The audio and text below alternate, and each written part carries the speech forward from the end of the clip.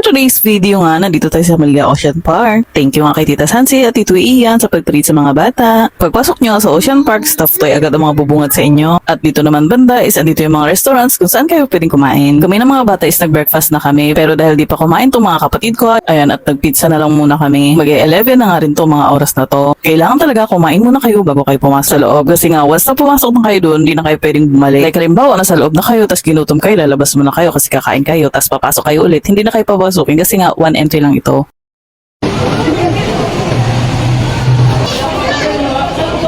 At dito na nga banda kung saan makikita mo na yung mga iba't ibang klase ng mga isda. Pero ako, tuwang-tuwa talaga ako dito sa mga vines na to. At ito nga makikita nyo mga pangalan ng mga isda kung ano nakalagay sa aquarium. Kung papasok nga kayo sa isang spot, siguraduhin yung sulit na sulit nyo yung oras. Kahit ilang oras pa kayo dyan pwede kasi hindi na kayo pwedeng bumalik dito. Kaya kami sinusulit talaga namin hanggang magsawa bago kami aalis. At ito nga sa sobrang tuwa ko nga sa mga vines, ayan at nag-picture pa nga kami dyan. Na-video siya. Picture ka na. Wala ka na naman. At meron nga isang maliligaw dito. Tada! Ayan, at nag-iisa lang naman talaga yan siya dyan.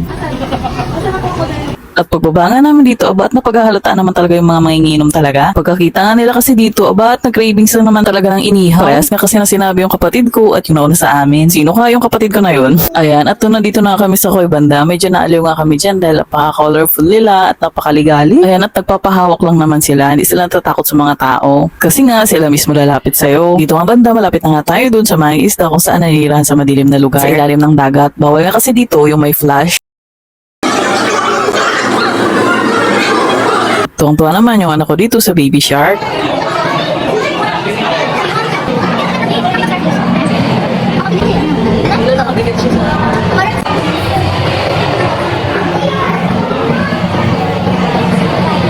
At more baby shark pa nga dito banda at may mga kasama pa mga itlog ng shark. Meron pa ang itlog dito na gumagalaw na ngayon sa loob. Tuwang-tuwa nga rin ako dito banda. Ang cute lang nila tingnan.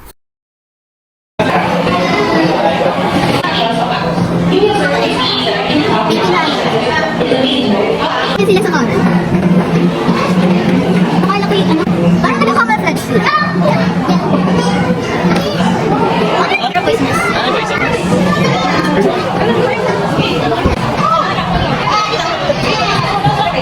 Sige, ganun ka? Ganun ka?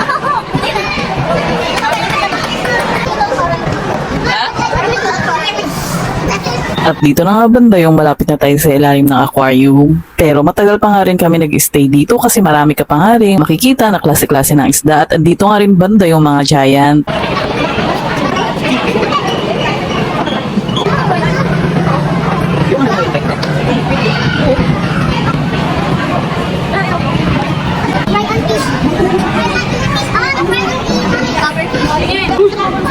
Saan ba?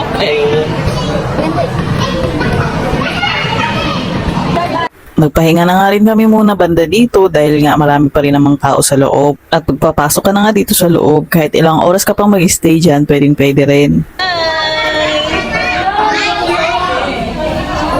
Medyo matagal nga rin kami nag-stay dito sa loob kasi nga tsumetsyempo kami na uunti na yung tao sa kami nagpipicture dyan sa gitna. Ang kaso, nagpapang-abot talaga yung mga tao. Siyempre, yung mga naghihintay lang rin sa labas na umunti yung tao, papasok naman sila.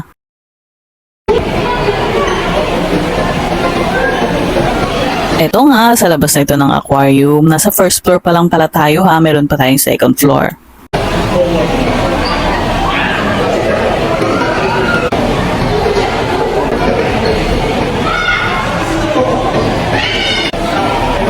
Dito nga banda ay maliliit na lang to ng mga isda at maliliit na aquarium. Hindi ko na yan inikot pero nag-stay lang rin ako dito banda dahil pahinga lang rin ng konti at saka tuwang-tuwa lang naman ako sa mga usok dyan.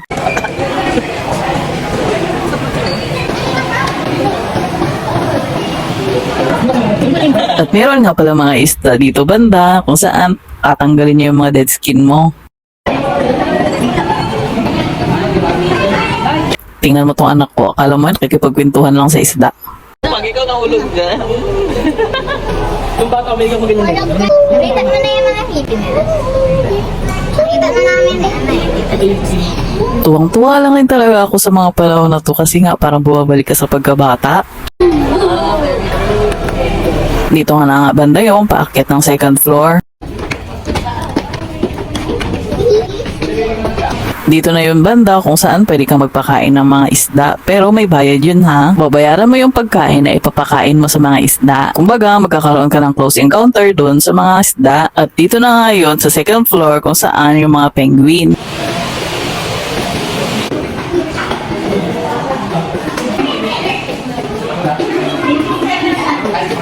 Medyo matagal pa nga rin kami nag-stay dito sa labas kasi nga nag-picture-picture pa kami bago kami pumasok dito sa My Penguin. Pwede ka nga rin magkaroon ng close encounter sa kanila, papakainin mo sila at magkakaroon kayo ng picture pero may bayad din po yun. Kaya kami ito, tamang nood na lang sa labas. Medyo mahal nga kasi ito sa pagkakaalam ko, 2 minutes ka lang pwede dyan.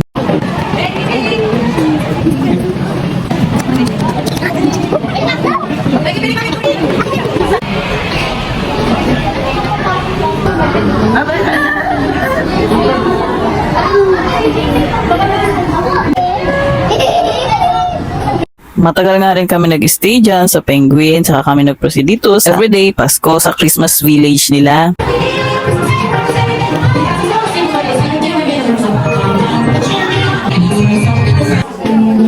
Nag-picture-picture nga lang rin kami dito, then nag-proceed na kami dito sa labas ng Christmas village. At dito na nga ay banda yung bilihan ng souvenirs at stuffed toy. At syempre, asahan na natin medyo pricey nga dito, bumili ng mga souvenir. Or siguro para sa iba, sakto lang, pero para sa akin, medyo pricey siya. At buti nga, itong mga bata namin, tamang tingin lang rin, hindi naman namin bilit magpabili. Dahil kung stuffed toy lang rin ang pag-uusapan, ako napakadami na nila niyan sa bahay.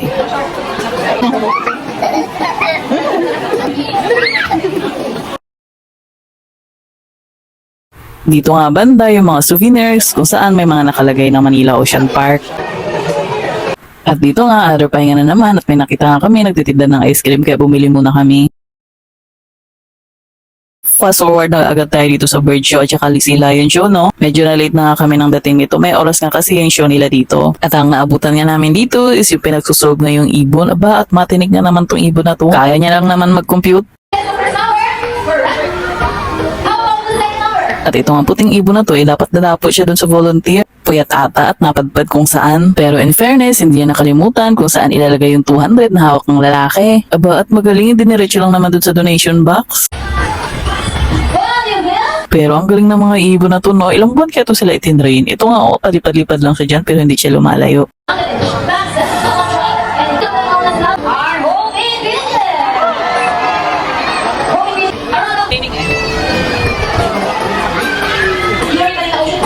Ito, at habang busy nga kami sa panonood ng show, itong anak ko naman, iba ang pinapanood. Sabi ko naman sa inyo, basta swimming ang pag-uusapan. Kahit kakatapos niya lang mag-sunburn, ayan na naman, at gusto na naman mag-swimming. Ito nga, fast forward na agad tayo, dito na tayo sa Sea Lion. Tuwang-tuwa nga ako sa gawin ng mga Sea Lion na to house, magkakasabay sila.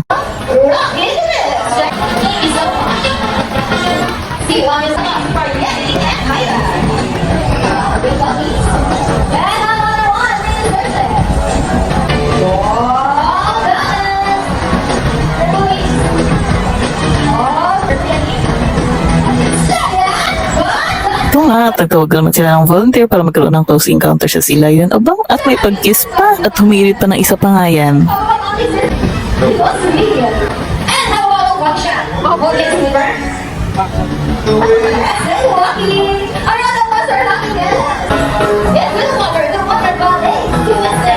Dito nga, sumayaw nga sila with their trainer.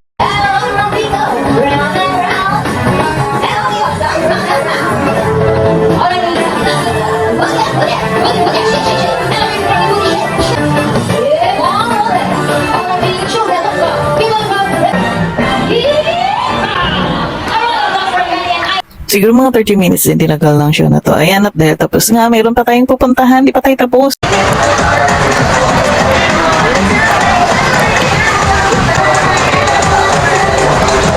Ito nga yung last destination natin, ang World of Creepy Crawlies. Halo-halo na nga sila ng klase ng mga animals dito na gumagapang at andito rin yung mga best friend nyo.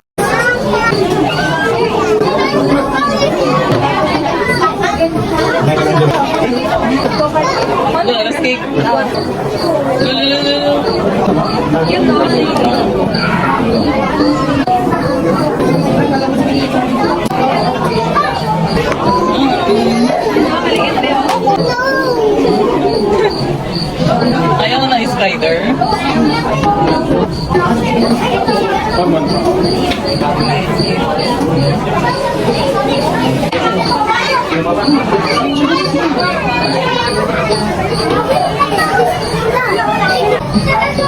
Saan dito? At dito na nga banda kung saan yung mga best friend nyo. Ang dami nga nila dito at ibang-ibang klase nga sila. At dito nga kami medyo nagtagal. Hindi lang medyo matagal talaga. Kasi 1 oras at kalahati nga ata kami dito. Tuwang-tuwa nga kasi yung mga kapatid ko at mga bata dito. Dahil nga inihintay pa nilang gumalaw ang mga ito. Halos abutin kaya na 1 oras bago gumalaw tong mga to. Lalo na yung malalaki kasi yun nga talaga ang pinaka-inaabangan nilang gumalaw.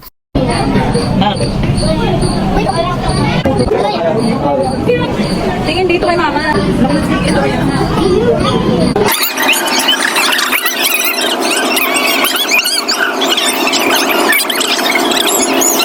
Tingnan nyo naman, halos wala na ang tao dito dahil nga ako naghihintay na lang din dyan sa kanila.